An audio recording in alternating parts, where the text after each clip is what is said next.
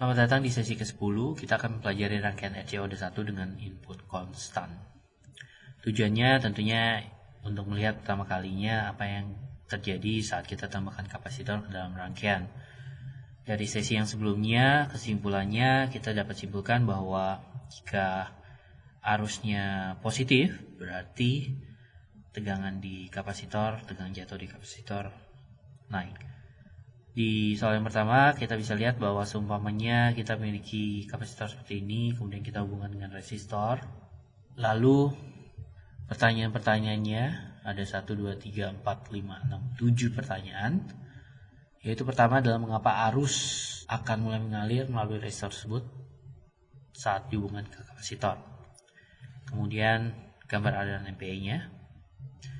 Hitung arus pada saat T sama dengan 0. Arus C sama dengan 0 pada saat T sama dengan 0. Jika R-nya 1 kilo, tegangan VCT-nya pada saat T sama dengan 0 adalah 5 volt. Pastikan tanda dari arusmu konsisten dengan gambar B. Perhatikan jika kita menyebut VC 0 sama dengan 5 volt sebagai kondisi awal dari kapasitor. Kemudian keempat, apa yang kamu pikirkan akan terjadi pada tegangan VCT saat IRT mengalir? Mengapa dan bagaimana hal ini kemudian akan mempengaruhi besar arus. Gambar grafik untuk mengilustrasikan apa yang kamu harapkan terjadi pada IRT, JCT, VCT sama dengan VRT pada saat waktu berjalan. Kemudian yang kelima, apa yang terjadi pada kecepatan di mana VCT berubah saat besaran VCT berkurang. Bagaimana kamu bisa tahu. Kemudian yang keenam, dalam poin yang pertanyaan ketiga, kita dapat menggunakan VC0 secara aljabar menghitung IC0 dan IR0 dan lain-lain tentunya. Namun untuk menghitung tegangan dari arus ini untuk seluruh waktu T lebih besar daripada 0, kita secara umum akan harus menuliskan dan menyelesaikan bersama diferensial VCT guna gunakan hasil dari sesi sebelumnya, di mana untuk menulis dan menyelesaikan persamaan titik diferensial untuk VCT, jika R sama dengan 1 kilo, C sama dengan 1 mikro, dan VC 0-nya sama dengan 5 volt. Tegangan awal kapasitor. Kemudian apa hasil analitikmu sama dengan grafik awal prediksimu? Jika tidak, jelaskan apa yang terjadi. Pertanyaan terakhir adalah identifikasi bagian natural dan bagian force dari solusi. Nah, untuk menjawab ini, pertama digambar ulang. Kemudian karena saat R dihubungkan, tentunya ada tegangan di R, dan tegangan ini diambil dari kapasitor. Jadi kapasitor ini bisa dianggap sebagai baterai, sehingga menimbulkan arus mengalir melalui resistor, dan tentunya energinya terbuang menjadi panas. Jika digambar secara MPE, muatan positif ekuivalen, tentunya kita dapat lihat di sini R-nya digambar berzigzag dengan ilustrasi bahwa terjadi disipasi panas.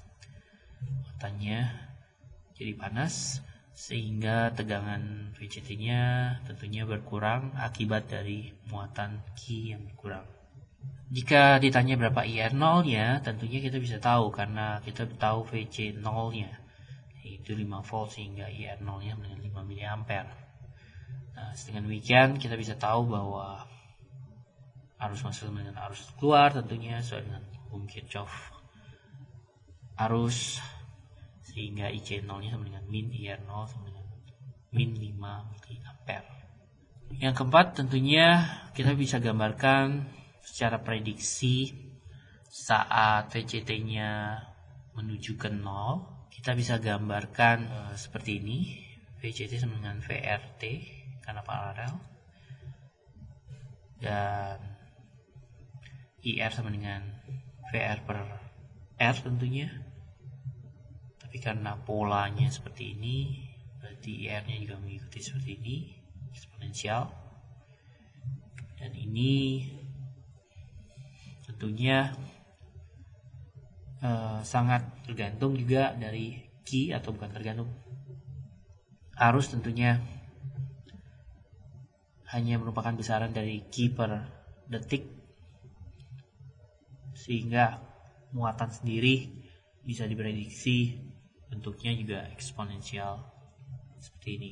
Nah, mungkin mengapa bukan garis lurus, mengapa eksponensial? Karena rangkaian ini orde 1 sehingga solusinya hanya ada dua macam, yaitu eksponensial atau sinusoidal. Tapi karena ini tidak memiliki sumber tegangan sinusoidal, berarti solusinya hanya satu, yaitu eksponensial decay. Pertanyaan berikutnya, berapa kecepatan dari VCT berubah? Apakah dia semakin berkurang? Dan jawabannya iya. Kecepatan VCT berkurang semakin berkurang saat besaran VCT-nya berkurang. Saat VCT-nya berkurang, yang menyebabkan IRT juga berkurang dan menyebabkan rata-rata kecepatan perubahan muatan yang juga berkurang, dq per dt, atau tentunya arusnya berkurang. Dan ini menghasilkan perubahan yang lebih lambat pada tegangan, atau dengan kata lain dq per dt sama dengan c dv per dt. Nah, jika kita gambar ulang, kita tahu tentunya hanya ada satu titik VC sama dengan VRT, sehingga untuk arus kita tahu hubungannya seperti ini.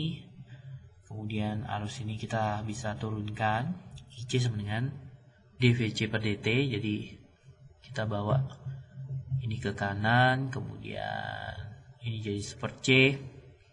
Kita tahu IC itu juga sama dengan VC per R, sehingga kita bisa dapatkan rumus dVC per dt plus per RC kali VCT sama dengan 0. Kemudian dari sini kita bisa tahu frekuensi naturalnya ditentukan oleh minus per RC, sehingga untuk kondisi inisialisasi tegangan kapasitor sama dengan 5 volt, berarti kita bisa ketahui bahwa untuk VCT sama dengan K kali E min super RCT pada saat 0, berarti K sama dengan 5, atau dengan kata lain VCT sama dengan 5 kali E pangkat min super RC kali T. Dan hasil analitik ini berdasarkan perhitungan tentunya sama dengan grafik prediksi sebelumnya, di mana bagian ini adalah bagian natural, dan dalam hal ini bagian force-nya tidak ada karena memang tidak ada input dari luar kecuali kondisi tegangan awal. Oke, nomor 2 kita lihat sekarang. Seumpamanya kita ambil rangkaian seperti ini, jadi bedanya sekarang ada sumber tegangan 5 volt, kemudian ada paralel seri dengan R dan C. Jika kondisi awalnya tegangan di VC 0 sama dengan 0, berapakah VR0? Kemudian gunakan hasil A untuk membuat gambar yang menunjukkan bagaimana muatan positif ekuivalen mengalir pada rangkaian tersebut. Sebelum kamu lakukan analisa, apa yang kamu harapkan pada VCT saat IRT mengalir? Bagaimana hal ini kemudian mengaruhi VRT? Jelaskan. Sketsa grafik untuk menggambarkan apa yang kamu pikir akan terjadi pada IRT, ICT, VCT, VRT, dan VRT saat waktu berjalan. Kemudian yang keempat, gunakan VC0 untuk secara aljabar mencari IR0 dan V absen C0 untuk R1 kilo dan C1 mikro. Kelima, sekarang tulis dan selesaikan bersama diferensial untuk VCT jika R sama dengan 1 dan C sama dengan 1 mikro untuk T lebih besar sama 0. Apakah hasil analitikmu sama dengan grafik prediksi C?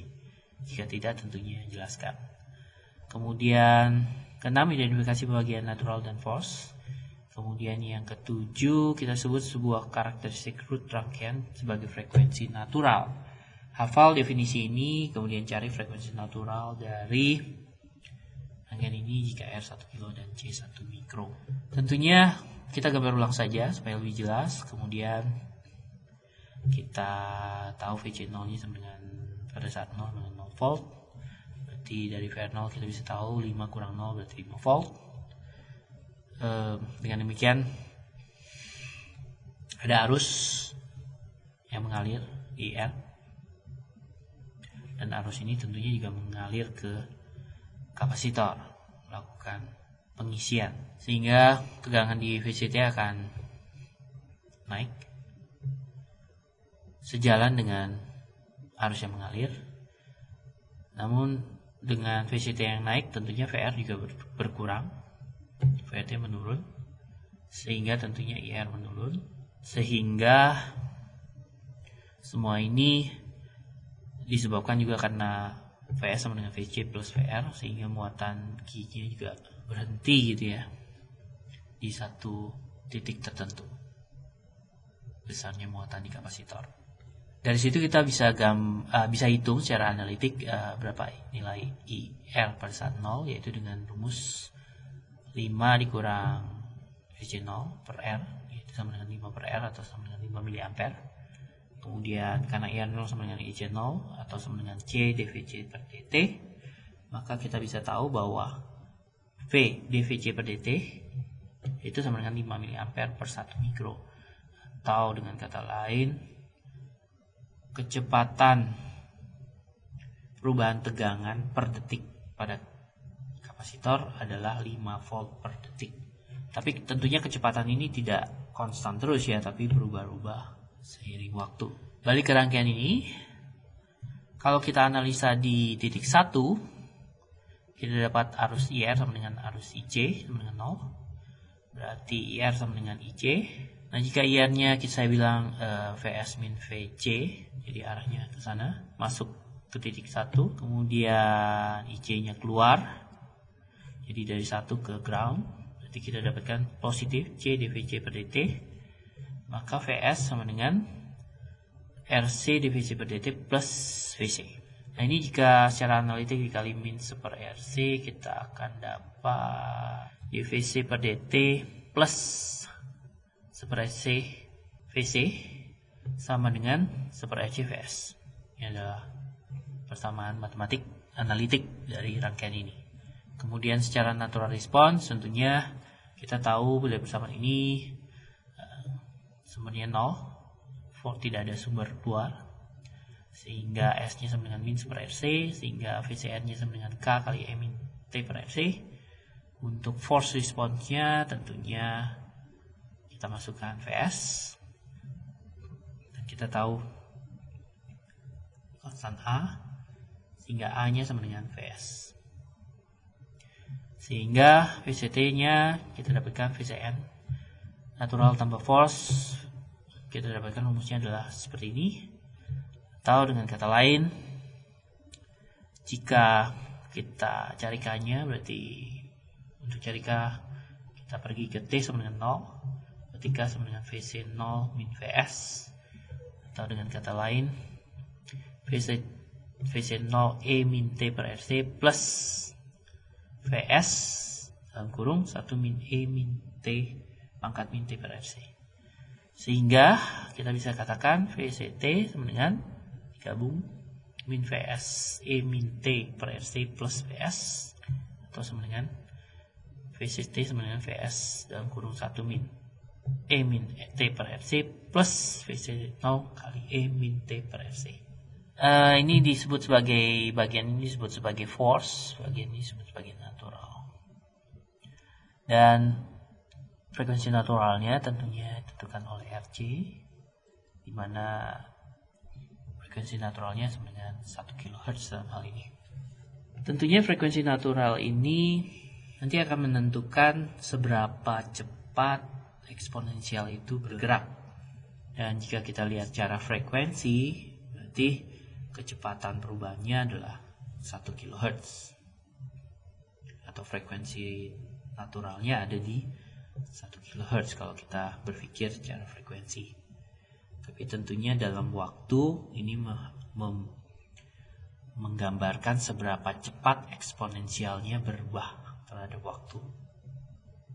Semakin tinggi frekuensinya berarti eksponensialnya semakin curam. Soal yang ketiga, jika diketahui rangkaian seperti ini dan kita diminta untuk mencari berapakah tegangan jatuh pada R pada saat 10⁻³ jika tegangan pada jatuh pada C pada saat yang sama 10 pangkat min 3 itu adalah 2 volt. Tentunya kita tinggal ulang. Kemudian karena ini pada waktu yang sama, berarti kita tinggal convert pada saat 10 pangkat min 3 tentunya sama dengan 5 minus 2 atau 3 volt. Jadi kalau kita mau lihat secara per waktu tertentu, tentu kita tetap bisa gunakan hukum Kirchhoff tegangan dalam hal ini. Oke, ini adalah pertanyaan yang terakhir dari sesi 10. Terima kasih sudah mengikuti sampai sesi yang terakhir. Jika ada pertanyaan, kalian bisa hubungi ke jurusan Sistem Komputer yang ada di Fakultas Teknik dari Universitas Bina Nusantara.